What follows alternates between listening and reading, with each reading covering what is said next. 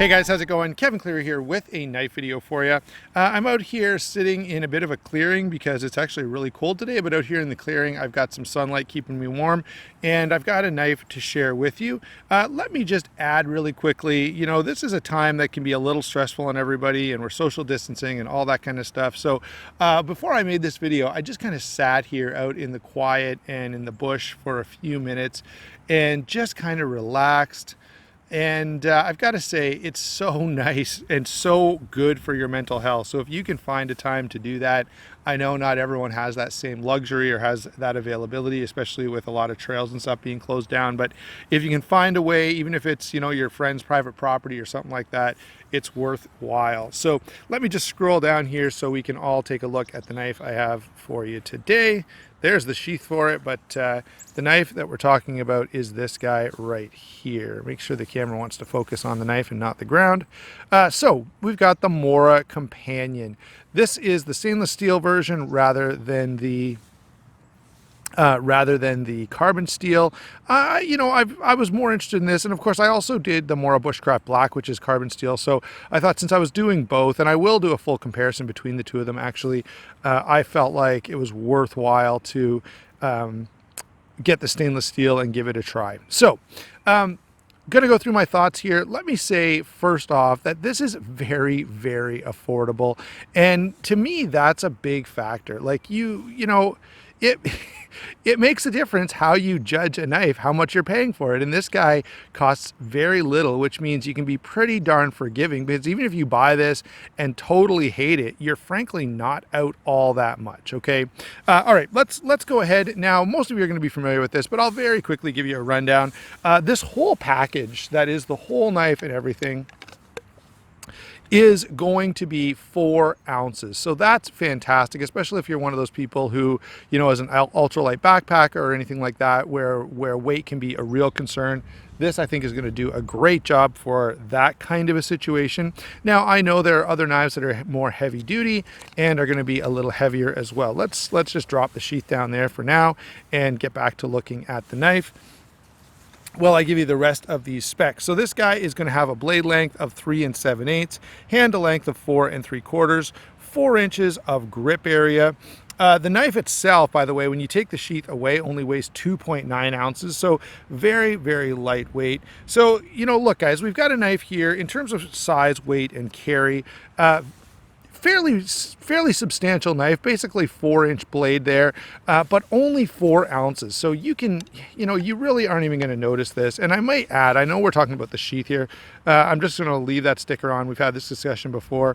But the way the sheath is set up, it's also easy to carry because of the fact that you can just pop this on and off your belt when it's convenient for you. So even if you're, let's say I'm out in the woods and I've got this knife and I want to lend it to somebody, rather than take it out and have to hand it unsheathed, I can just take the whole sheath and everything off my belt, hand it over. Or if I'm going on a hike and now I'm going to sit down and relax for a bit, same difference. I can take this off, sit down, and not have this kind of getting in the way of my movements as I'm, doing whatever I got to do around camp or in the bush, or as I'm hunting or whatever I happen to be doing that particular day.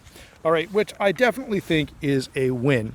Let's go ahead now and move on to the blade. All right, so the blade here is going to be the 12C27 Sandvik stainless steel, and this knife, or I should say, this steel is a very nice steel for not only this price point, but even a higher price point. Really, really nice. The big noticeable thing on this knife is the grind. Okay, so I want you to take a close look here. I'm going to make sure we're focusing the way I want to. And just take a look at the way that knife is done. You'll notice, if you're not familiar with this, there's no secondary bevel. So what we're used to seeing is a bevel and then another bevel at the bottom. Okay, this is called a zero grind or a Scandi grind, and it just goes right to nothing. Now that does make it a little easier to sharpen, and it also makes it bite into material. Let me demonstrate just a little. That also makes it bite into material really, really well. So with very little pressure, I can get this to cut pretty deep. And that's the purpose of that grind. And you know what? It does exactly what it's supposed to do. Now, does it have weaknesses? Yeah, it does. And I'll tell you, if you're thinking of this as, say, a camp knife where you're going to be not just Make sure we're focused there. If you're going to be doing more than just sort of bushcrafting type stuff with this, my advice would be bring a second blade. Bring something that's a little thinner, a little slicier for your food prep. You could probably do some game and meat stuff with this. And frankly, if it's one night, overnight in the bush, having, you know, a blade that's not perfect for cutting apples or carrots or something like that is not going to be that big of a deal. All right. The other thing is, I wouldn't call this, you know, super duper hard use where you're going to want to beat the snot out of it all the time. But on something like this, we've got a pretty small stick here, and if I want to make some kindling, I'm not going to hesitate to do that at all. The ground's really soft, guys. It's April, so bear with me as I'm pounding this more into the ground than I am anything else. But you can see with something like this, I'm not too worried. I wouldn't go and baton like some giant hulking log with this, you know, where I've only got a little bit of the tip sticking out. Remember, this is, you know, not a full tang knife, but it's going to be pretty stinking capable. And the fact is, if you do break it, I think for you guys in the US, this thing's like 15 bucks. So not a big deal. Maybe it's 19. Okay, so still not a big deal. But the blade, yeah, I think it's absolutely fine. If you've never sharpened a 0 gram blade before, one of the reasons that they do them this way is because they want it to be easy to sharpen in the field. And you can see, because of the size of that bevel, look how big it is. It's going to be no problem. I'm going to use the stick that I just finished whacking on here to demonstrate this. So let's imagine this is my sharpening stone. I can be sure that I'm getting the bevel exactly right because I can feel, so watch as I rock this back and forth. So I can feel right there, the blade is now flat against this. All right. And so you can do the same thing with a sharpening stone, making it very, very simple and easy to deal with from a sharpening in the field standpoint. And of course, this Sandvik steel is going to be like 58 Rockwell, so it should sharpen up pretty readily for you. So that's another application. If you're new to knives and you're afraid of some of the higher end steels that are going to be a little more abrasion resistant, therefore harder to sharpen, then this is also a pretty nice knife to pick up. All right. So that's my blade discussion. I'm very satisfied with this blade. I've used it for a lot of stuff. And frankly, guys, I have used this knife for a lot of stuff that I probably shouldn't have used it for because it's not meant for that. But, you know, cutting up apples for the kids and doing a little bit of food prep, I find does help me to get to know a knife a little bit better.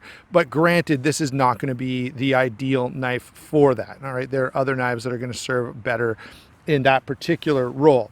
Again, can I complain about this not being the most versatile knife ever for the price that it costs? Nope, I definitely cannot. All right, moving on to the handle. The handle here is pretty much exactly what you would describe for a good working knife. It's grippy, it's hand filling, it's going to sort of fight the idea of fatigue quite a bit. And the other nice thing about this is a thick blade like this, I mean, a thick handle like this, you get a lot of stability as you're cutting. Now, I'm not really, you know, I'm just trying to bite in deep so I can cut pretty hard. But notice as I push there, I don't get a lot of movement. And I've got lots of knives in my collection that really aren't for the same purpose as this, okay, where if I push that hard, whoops, there you go. You saw how hard I was pushing. I didn't quite want to go to that point, but if I push really hard on this, it stays comfortable. It doesn't, right? A knife that's too narrow up here or not thick around here starts to get really uncomfortable the more you start to leverage. And you can really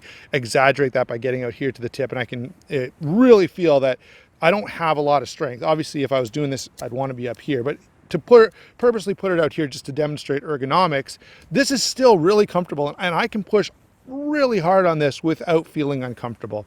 And that's what this handle is designed to do. It's also going to stay pretty grippy if it gets a little wet or dirty, which again is really, really helpful for a knife that you're planning to be using in the outdoors. Finally, let's go ahead and take a look at this sheath. Now, this sheath is nothing fancy. It's, you know, we're not going to be putting this on Instagram and everyone marveling over the beautiful, wonderful materials. It's just a pretty plain, ordinary plastic sheath. It does have a little drainage hole in the end, and I do like the way it clips on. You guys are going to get sick of me saying this, But I love this, guys, because even if I'm wearing a belt, okay, which I'm not often not wearing. So if I'm not wearing a belt, I can just pull this back, loop it over my waistband, and I'm good to go, or over a pocket or whatever else. Even loop this over part of my bag. But even if I am wearing a belt, I can get this on and off my belt without taking the belt off, which is super duper handy if you're using this as a camping or backpacking knife, because I've often had knives, and I'm sure you have too, where it's great when you're walking around, but as soon as you go to sit down, it starts to get in the way because it's running into whatever it is you're sitting on. That drives me crazy. So I really want the ability to just pop this off, set it down, or even if I'm working around camp, I want to take this off, I can set it on a log or something around my fire. So I've got it, I can use it when I need it, but it's not on my belt in my way. Same thing if I'm getting in and out of vehicles, all that kind of stuff. So I love the fact that I can just pop this off, do what I got to do, and then put it back on whenever I want to at a later time. So my take on the Sheath, I guess we should talk about retention. The retention on this is quite good. And again, many of you are familiar with Moras. You can see that I do have to give that a little bit of a push to get it out of there. So well, it's not pretty, well, it's not the most tactical Kydex cool thing ever. It works just fine, and that's all you can really ask for the price point, again, which is like $19 or something like that. Okay, so let's get to some comparisons before we go much further here. Obviously, we're going to want to include in this discussion other Mora knives, and there are lots of good ones out there. I've got the Bushcraft Black. The Bushcraft Black is a little bigger, a little heavier. It is more hand filling. So the point I was making earlier about having that extra grips for really pushing down, that's even more exaggerated on this guy. It's got a deeper finger choil so that if you're pushing into something like that, you're having less risk that you're going to slide up there. But you can kind of see, I'll do a full comparison between these two at some point in the not too distant future. Okay, but I wanted to give you that comparison so you can at least have an idea when you're buying which one you should be looking at more. Let's keep going with this. I've got a few more. Here is the Steel Will Roamer. This is in D2 steel. Bigger knife, okay, a little more tactical, if you will, but still very well suited to outdoor type of use, and that's what I've done with it. That's practically the only thing that I've done with it. The coating's actually holding up pretty well. I've got to give it credit for that. Same comfortable handle, sort of rubberish in feel. I think they've done a good job sort of following maybe Mora on that one just a little bit. Now, this is not big enough for chopping. This is sort of a weird middle-sized knife, which is still good. I'm not complaining about it at all, and it's pretty budget-friendly. I think these go for around 40 bucks, about double the price of that. What else have we got here? Oh, here's one of my favorite outdoor knives. I really like this guy. This is the Tops Idaho Hunter. Again, much more expensive than this, but I know a lot of you are familiar with this. I've had it on the channel lots of times, so just to give you an idea of size. What else have we got? Oh, another fairly well-known knife. This is the Lion Steel T5. Great knife, really handy for the outdoors. Much, much more expensive, and certainly a little more tactical and more survival-y than the Mora is going to be. Have I got any other comparisons? Oh yeah, I've got one more to show you guys. Sorry, I've been throwing everything else on the ground. I guess I should stick with it.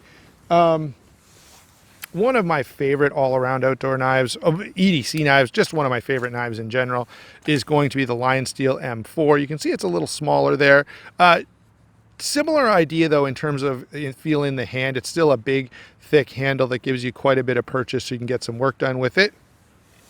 And last but not least, a knife that has no business being in this video, but it's just a cool knife, so I'll bring it out, is the Chris Reeve Knives Nyala. This is the Insingo blade shape.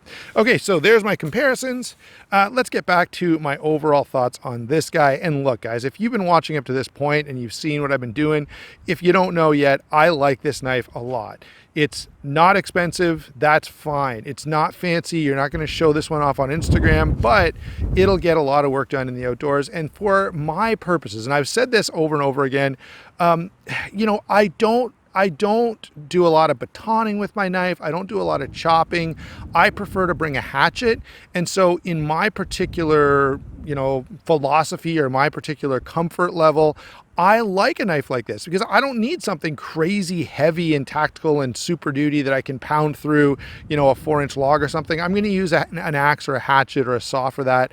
I like a lighter use, easier to maneuver knife that serves as a second tool in my arsenal, or third, you know, whatever the case may be. And I think in that role, this is great. I also think because of the price of this is great to throw it in your truck or throw it wherever where you're thinking occasionally I might need a knife. Of course, in that role, I would definitely lean toward the stainless steel because you're going to leave it there for months. You don't want it to rust on you. But overall, very, very impressed with the Mora Companion. Now, keep in mind, we'll have this video coming up. So I've got to give some serious thought here, guys, to whether or not, and there's not a huge difference in price, but whether or not I think the extra, I don't know what it is, maybe $10 or something like that to go up to the Bushcraft Black is worth it. I'll give that some thought, and I'll share those thoughts with you when we get to the full comparison on these two. All right, guys, thanks for watching. Don't forget to like and subscribe. Don't forget to keep using those links, whether it be to White Mountain Knives or Southern Edge Knife Works, or in this case, it'll be an Amazon link, because I think that's where these are most easily available. And just know that I do appreciate that a lot. I appreciate all your feedback on the videos. I appreciate you just watching. All right, thanks a lot. We'll talk to you soon.